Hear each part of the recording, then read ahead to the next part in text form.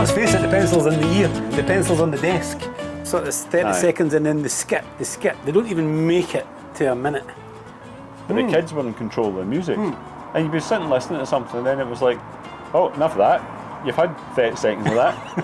And another one goes. And then you've got, oh, another 30 seconds. And it's like, really, just choose something. I suppose it almost started with the CD. Because, well, no, you could go back to the record, because you could skip the record, but the record, you had to know the album, and you always had that hassle of Finding the track on the album. And getting it down on the... In the right place. The tape was a nightmare. Yes. Because you went forward instead of backwards instead of forwards, and if it was on auto reverse, you were on the wrong side when it was supposed to be going that direction. And then you completely lost where you were, completely. And you had to drive home listening to Pow, China in your hand or some nonsense, because you'd lost patience with it. And then it would all just spew out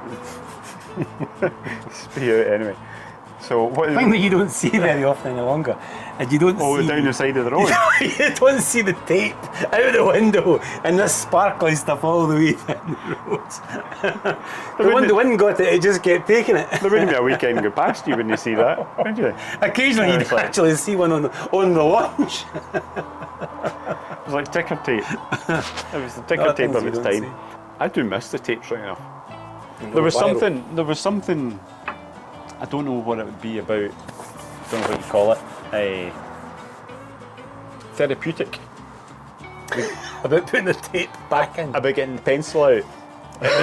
and when it folded over the wrong way and you had to pull it all out, stream it all out, and then you sitting there with the pencil rolling it all back together. And then can you remember looking in the little window and the bit that you had put back in was now twice the size of the bit that it used to be. But it played. It was like, in the pound shops. Yeah. In the pound shops they brought out these things just when cassettes were going out of fashion. Electric pencils. Oh, a winder. And it was basically, a wee electric motor, like a pencil for winding your tapes back together. But it was one of these timing things. It was just as tapes were finishing up. It must have been. Was it a coincidence that the tape deck, the tape machine, was it a coincidence that the pencil fitted in there so perfectly?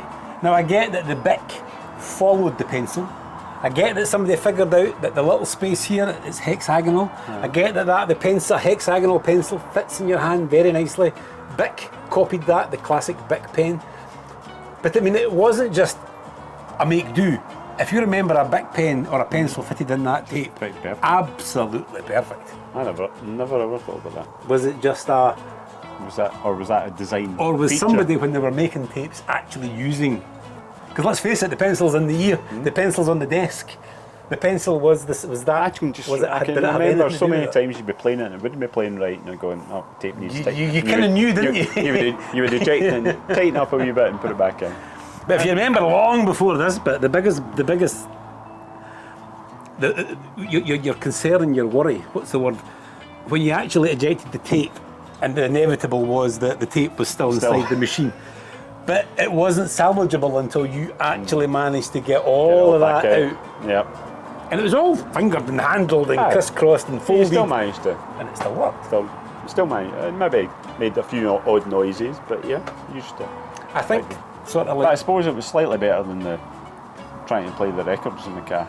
Well, I mean, I don't think in this country, I don't think any of us ever seen that, but if you certainly watch the movies in the 50s, they run up and down in the 57 Chevys and the whole...